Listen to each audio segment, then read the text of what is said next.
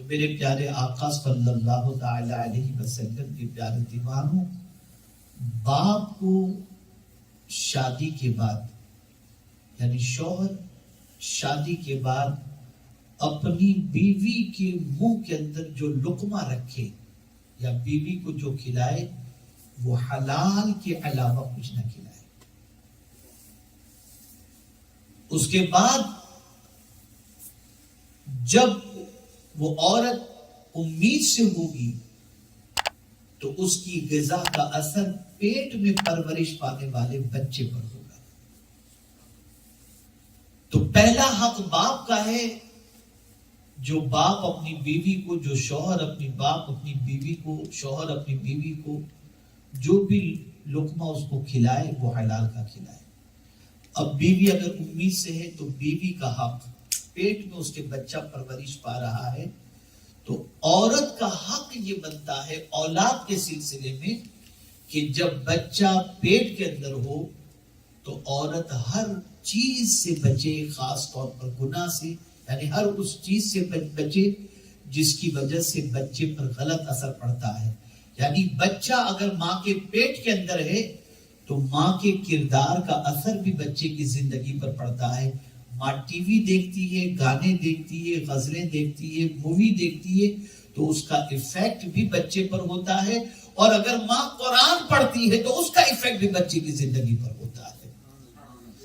اسی لیے فرمایا گیا جب بیوی امید سے، عورت امید سے ہو تو اس موقع پر خاص طور پر اسے ذکر و اذکار کرنا چاہیے، اللہ عز و جل کی تحمید و تقدیس کرنی چاہیے، درود شریف کا ورد کرنا چاہیے اور قرآن شریف کی تلاوت کرنا چاہیے۔ ہمیشہ تو گناہوں سے بچنے کی کوشش کرنی ہی چاہیے، لیکن خاص طور پر ان ایام کے اندر جب بچہ پرورش پا رہا ہو گناہوں سے اپنے دامن کو بچانے کی کوشش کرے۔ اب اس کے بعد یہ بچہ دنیا میں قدم رکھتا ہے تو قدم رکھتے ہی اس بچے کے سلسلے میں سب سے پہلی چیز ہے کہ اس کے کان میں اذان کہی جائے، اللہ اکبر۔ قرآن کے انداز پر قربان جائیے، جب رب قدیر جل جلالہ نے قیامت میں اعضاء سے متعلق سوال کا آغاز فرمائے گا، قیامت میں جب ہمارے پارٹس آف باڈی سے کوشچن ہوگا، کان سے، آنکھ سے، دل سے، ہاتھ سے، پیر سے، سب سے پوچھا جائے گا کہ تم نے کیا کیا، تو قرآن نے سب سے پہلے کان کا ذکر فرمایا، ان السمع والبصر والفؤاد کل اولئک کان عنہ مسئولا۔ پہلے کان کا ذکر، اللہ قیامت کے دن کان کے بارے میں پوچھے گا، والبصر آنکھ کے بارے میں پوچھے گا، والفؤاد دل کے بارے میں پوچھے گا۔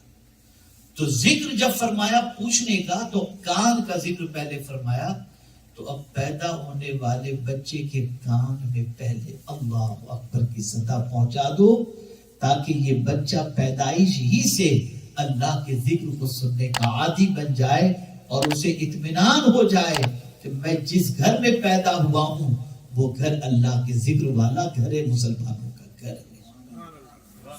پہلے اس کے کان کے اندر اذان کی آواز پہنچائی جائے۔ دوسری چیز اس کے بعد، نام رکھنے کے بعد عقیقہ، بچے کا عقیقہ کریں، اور یہ بھی رسول اعظم صلی اللہ علیہ وسلم کی سنت مبارکہ ہے۔ اب جو ذمہ داری آتی ہے وہ سب سے پہلے ماں کی آتی ہے۔ آقا کریم صلی اللہ تعالی علیہ وسلم نے ارشاد فرمایا، الجنت تحت اقدام الامہات، جنت ماؤں کے قدموں کے نیچے ہے۔ ماں کی رسپانسبلٹی کیا ہے؟ ماں کی ذمہ داری کیا ہے؟ تو پیغمبر رحمت صلی اللہ تعالی علیہ وسلم کی صحابیات کس طریقے سے اپنے بچوں کی پرورش فرماتی اور بچوں کا خیال کرتی، اسے سمجھنے کی کوشش کرتا۔ اللہ اکبر۔ صحابیات کبھی بھی بے وضو اپنے بچوں کو دودھ نہیں پلاتی تھی، ہمیشہ اپنے بچوں کو باوضو دودھ پلاتی تھی، اپنے بچوں کو باوضو پکایا ہوا کھانا کھلاتی تھی. اس کا اثر بچوں کی زندگی پر یہ ہوتا کہ بچوں کا کردار نہایت ہی صاف ستھرا اور شفاف ہوا.